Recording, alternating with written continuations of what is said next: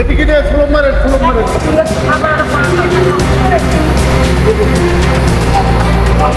প্রিয় দর্শক, আপনারা দেখতে পাচ্ছেন রামপুর সিটি কর্পোরেশন থেকে ঢেকু নিয়ে আসা হয়েছে পানা পরিষ্কার করার জন্য। ভালো লাগে 100% হবে নাকি? নদীতে অনেক পানা কিন্তু জমাট বেঁধেছে ব্রিজের খাম্বার সাথে, সে পানাগুলো কিন্তু সরিয়ে দেওয়া হচ্ছে। প্রায় কয়েক কিলোমিটার জুড়ে সে পানা কিন্তু জাম হয়েছে।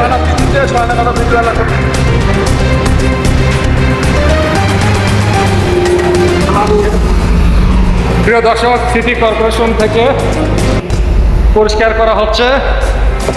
এই হলো নদী, পানা পরিষ্কার করা হচ্ছে।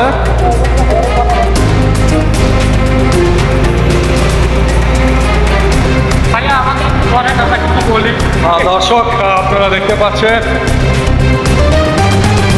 নদীতে এত পরিমাণে পানার জমাট বেঁধেছে, সেই পানা পরিষ্কারের জন্য কিন্তু এই ঢেকু গাড়ি এসেছে, এটিতে পরিষ্কার করা হচ্ছে। বিশাল বড় ব্রিজ, পানা কিন্তু জমাট বেঁধেছে খাম্বার সাথে, সেটা পরিষ্কার করা হচ্ছে।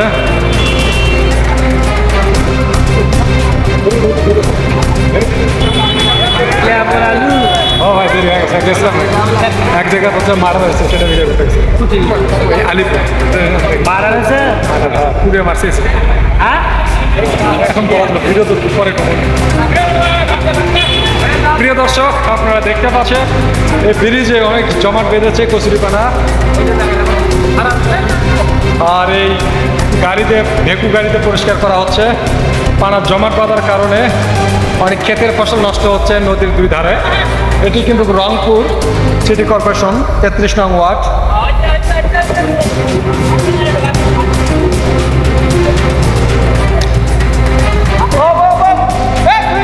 সিটি কর্পোরেশন থেকে পায়রা বন অর্থাৎ বেগম রোকেয়ার বাসায় যাওয়ার যে চলাফেরার রাস্তা অর্থাৎ যে ব্রিজটি রয়েছে, সেই ব্রিজের সামন পাশে কিন্তু অনেক পানা জমাট বেঁধেছে। এই কচুরি পানার কারণে অনেক ক্ষেতের ফসল নষ্ট হচ্ছে।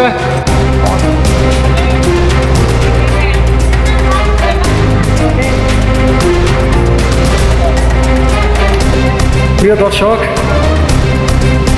এই কচুরিপানার কারণে নদীর আশেপাশে যেসব ফসলের জমি আছে সেগুলো কিন্তু ক্ষতিগ্রস্ত হচ্ছে।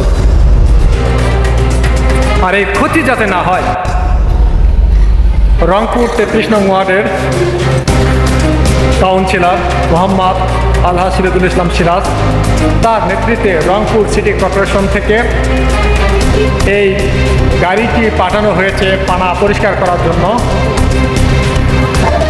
তো আমরা দেখছি সেই অনেকক্ষণ ধরে কিন্তু এই পানা পরিষ্কার করছে, কারণ নদীতে এত পরিমাণে পানার জমাট বেঁধেছে।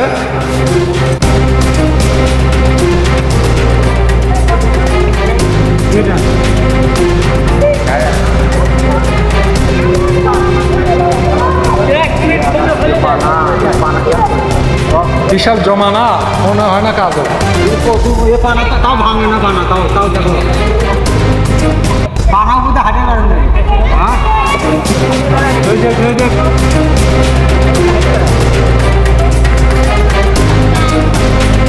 দর্শক, এই ব্রিজ থেকে প্রায় কয়েক কিলোমিটার জুড়ে পানার জমাট বেঁধেছে, আর এটি পরিষ্কার করার চেষ্টা করছে।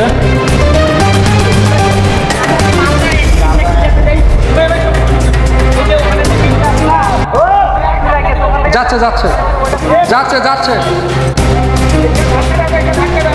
যাইতেছে তো, পানা যাইতেছে।